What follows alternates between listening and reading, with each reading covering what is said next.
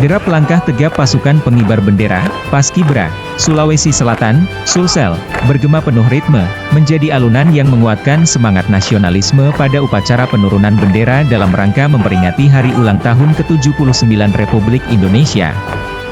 Momen hikmat ini berlangsung di halaman rumah jabatan Gubernur Sulsel, Jalan Jenderal Sudirman, Makassar, Sabtu, 17 Agustus 2024.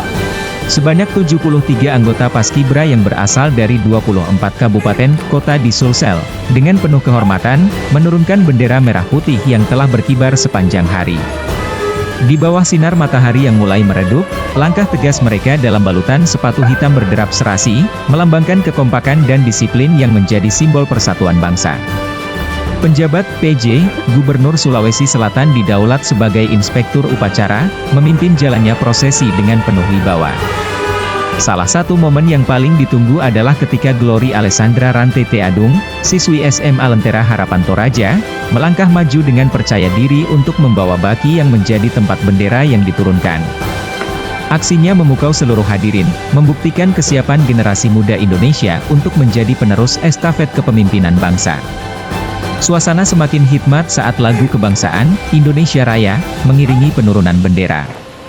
Para peserta upacara, yang terdiri dari jajaran pemerintah Provinsi Sulsel, anggota Forum Koordinasi Pimpinan Daerah, Forkopimda, Sulsel, pimpinan instansi vertikal, unsur TNI Polri, serta tamu undangan lainnya, terhanyut dalam nuansa persatuan dan kecintaan terhadap tanah air.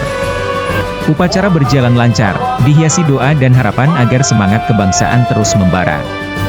Lebih dari sekadar seremoni, upacara ini menjadi pengingat bahwa bangsa Indonesia berdiri kokoh karena komitmen bersama dalam menjaga persatuan dan kesatuan.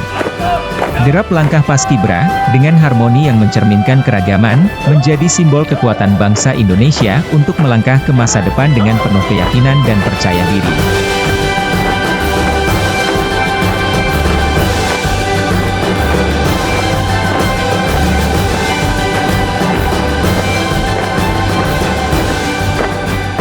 Download Tribun X sekarang, menghadirkan lokal menjadi Indonesia.